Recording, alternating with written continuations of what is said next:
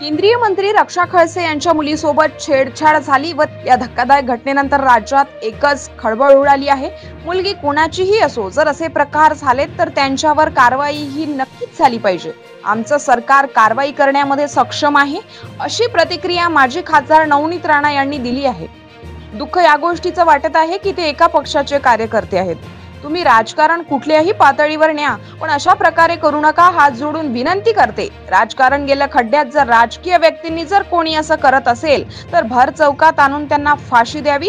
जर राजकीय व्यक्ती असे करत असेल तर हे खूप निंदनीय गोष्ट आहे, अशी सुद्धा आक्रमक भूमिका राणा यांनी घेतली आहे।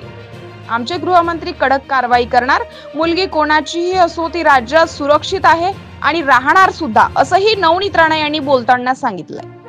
ताईची मुलीसोबत जे घटना त्यांचे एक यात्रेमध्ये घडलेली आहे आणि काही मैत्रीण त्यांच्या होत्या आणि त्यांनी कंप्लेंट दिली आणि त्याच्यात जे माहिती आम्हाला भेटत आहे की एखाद्या पक्षाचे कार्यकर्त्यांनी हे प्रकार केला आणि व्हिडिओ कॉल करण्याचा सुद्धा प्रयत्न केला।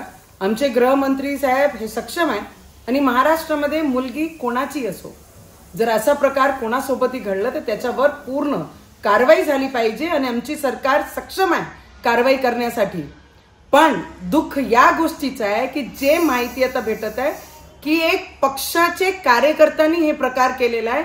सगळ्यांना हात जोडून विनंती आहे, तुम्ही राजकारण कोणतीही पातळीवर न्या, पण असा राजकारण नेऊ नका की एखादी मुलीची याच्यासोबत खेळण्याचा प्रकार कोणीही कार्यकर्ता करू नये, एवढीच विनंती करते। राजकारण गेल्या खड्ड्यात, जर राजकीय कार्यकर्त्यांनी असं छेडछाडी केली असेल तर मी आमचीच सरकारला विनंती करेन की त्या पक्षाचे कार्यकर्त्यांना चौऱ्यावर आणून त्यांना कडक कारवाई त्यांच्यावर केली पाहिजे आणि फाशीवर पोहोचवलं पाहिजे। कारण राजकारणीय व्यक्ती हे समाजाला लीड करणारे असतात आणि जर राजकीय व्यक्ती असे पद्धतीने जर लीड करायला लागले तर खूप निंदेची गोष्ट आहे। तर मला असं वाटते कि आमचे गृहमंत्री साहब, आमचे देवेंद्र फडणवीस जी, एक को चुनकर उनपे जितनी कड़क कार्रवाई करनी है उससे कई ज्यादा कार्रवाई उनपे होगी।